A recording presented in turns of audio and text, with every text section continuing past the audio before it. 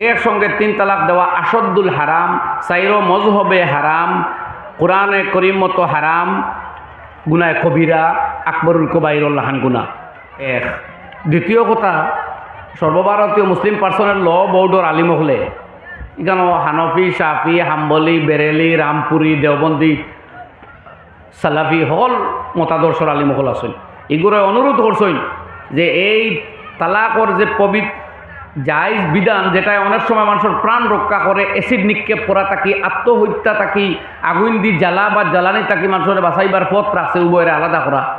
এই সুযোগের অপব্যবহার যারা করিয়া তিন তালাক একসাথে উচ্চারণ করে, এদের সাথে মহল্লার মুসলমানে আলাম ওলাবন করতা, বয়কট করতা, তর্কে মোয়ালাত করতা। বুঝবাই শুনি মা, এখন হানফি মজহবর জন্ম, হানফির মতো আমল, আর তিন তালাক দিয়া বাদে বনি যাই তাই সলফি, তাও সলফিদের মত ওইখান নাই, বাজ এক দুই মানুষের মত, ও এক দুই মানুষের মত লইয়া ভাইবানি সত্যপথ সারা জিন্দগি চলরা এক কলে, আর তালাক দেওয়ার বাদে তাই আরেক পথ ধরি লিত্রা। এটা বড় জঘন্য কাণ্ড বাই হল।